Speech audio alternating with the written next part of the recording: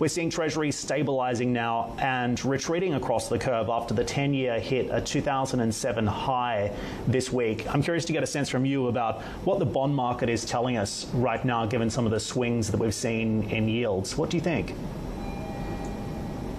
Good morning, Dan. Yes, I do think for sure. I think one thing to do is to step back and observe the general trend in volatility in rates over the last couple of years. And certainly it's been trending significantly higher.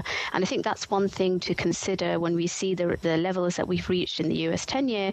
That is also a function of the volatility and the movement in the rates that we're now used to seeing on a daily basis. In terms of what it's telling us about the markets, I do think it's certainly indicating that inflation is very sticky, it's stubborn, and it's higher than expected at this point in the cycle. And I do think it, our fixed income models on our tactical asset allocation side have also been signaling higher rates and generally quite a poor environment for fixed income in the medium term. But you're happy to maintain your overweight equities at this juncture? Yeah, so I think it's interesting.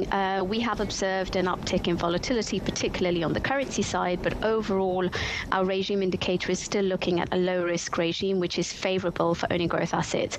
We still have quite a barbell approach, so within the portfolio, we're quite significantly overweight equity and correspondingly underweight broad fixed income, but we're also overweight cash. So we have the allocation to growth assets, but we also have the allocation to your defensive assets, both cash and both gold. One thing I will say is we've seen quite a significant pivot in the last few months away from European equities and back towards being overweight US equities, which is quite a stark difference from the beginning of this year.